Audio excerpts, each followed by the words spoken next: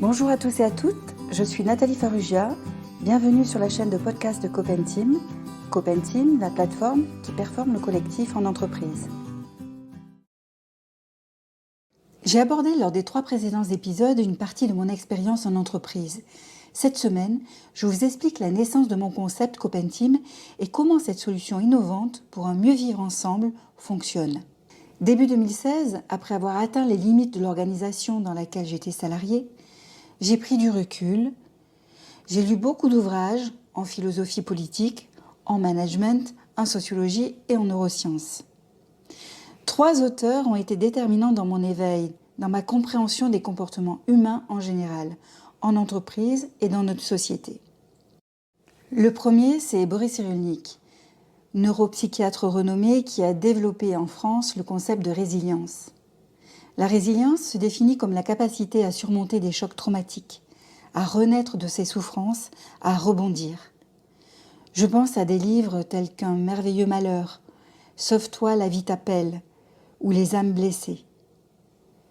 Le deuxième est Edgar Morin, sociologue et philosophe, penseur de la complexité, que j'ai découvert dans un cours en ligne en préparant un certificat intitulé « L'avenir de la décision, connaître et agir en complexité », animé par lui-même et Laurent Bibard, professeur à l'ESSEC et philosophe. Cette formation est toujours en cours de diffusion sur la plateforme Coursera et en ce moment elle est gratuite, donc je vous recommande fortement de la suivre. Elle a été pour moi révélatrice sur ma condition humaine et sur mon environnement. Et le troisième auteur est Jacques Attali, dont les 7 leçons de vie survivre aux crises a été mon livre de chevet pendant longtemps.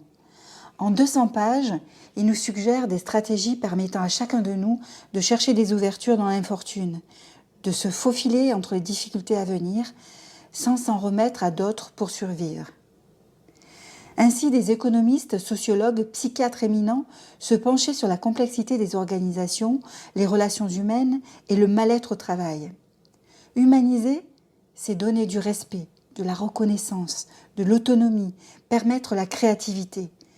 Et en même temps, c'est créer un climat de communauté afin de surmonter toutes les difficultés. Ainsi, l'humanisation de l'entreprise est la clé d'une bonne compétitivité. J'étais en totale connexion avec ces courants de pensée. J'ai donc, dans la foulée de cette prise de conscience, compris que je devais changer de posture pour pouvoir vivre en adéquation avec mes valeurs humanistes. J'ai enchaîné les cours en ligne sur le management agile, les droits humains et enfin créé son entreprise sociale. C'est ainsi que mon concept Copenteam a vu le jour sur une note de synthèse de fin de programme.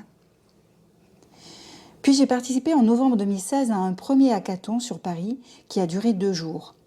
Un hackathon est un événement durant lequel des porteurs de projets, des consultants et des développeurs en informatique, tous et toutes volontaires, se réunissent pendant une période de temps donnée afin de travailler sur des projets numériques de manière collaborative.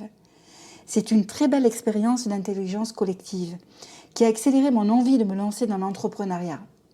Ce que j'ai fait en septembre 2017, en créant mon entreprise pour mettre en action sur le terrain Copenteam. Co du latin avec, ensemble, open, ouverture sur le territoire et team en équipe.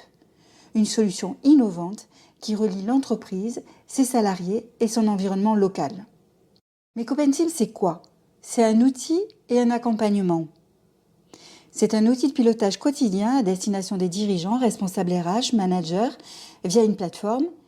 Et c'est un accompagnement dans la transformation managériale des entreprises, en lien toujours avec les enjeux en responsabilité sociétale et en qualité de vie au travail. Concrètement, les responsables RH ont un accès personnalisé à des offres diversifiées de cohésion d'équipe, de séminaires, de team building. Ils peuvent également mesurer l'intérêt suscité par les activités et par collaborateurs, dans le respect bien sûr de l'anonymat. Toutes les datas collectées vont alimenter la stratégie globale de management. Pour les managers, Copenteam est un véritable levier de motivation, puisqu'ils peuvent proposer à leurs équipes de s'exprimer en créant des événements qui les passionnent. Ainsi, tous les membres ont accès aux principaux événements du territoire, participent à des activités, gagnent des points et des récompenses. Notre solution permet à n'importe quel collaborateur d'impulser une dynamique et d'être encouragé dans leur créativité. Enfin, cette démarche globale et durable augmente l'image de marque et l'attractivité des entreprises, favorise la performance individuelle et collective et fidélise les salariés. En cette période d'isolement sanitaire où le télétravail s'impose, Copenteam répond bien à ces nombreux enjeux auxquels est confrontée l'entreprise, tels le maintien des liens sociaux entre collaborateurs, un bon climat social, mais aussi et surtout des actions concrètes en responsabilité sociétale. Ma prise de conscience, je l'ai transformée, vous l'avez compris, en Copenteam. De nombreuses prises de conscience se multiplient depuis quelques années. De plus en plus d'entreprises placent le développement durable au cœur de leur ADN. Aussi, cela sera le thème du prochain épisode qui appartient à cette série dédiée à la RSE, notre fil rouge. Tous les mardis, nous sortons un nouvel épisode. Pensez à vous abonner à la chaîne et suivez-nous sur tous nos réseaux sociaux.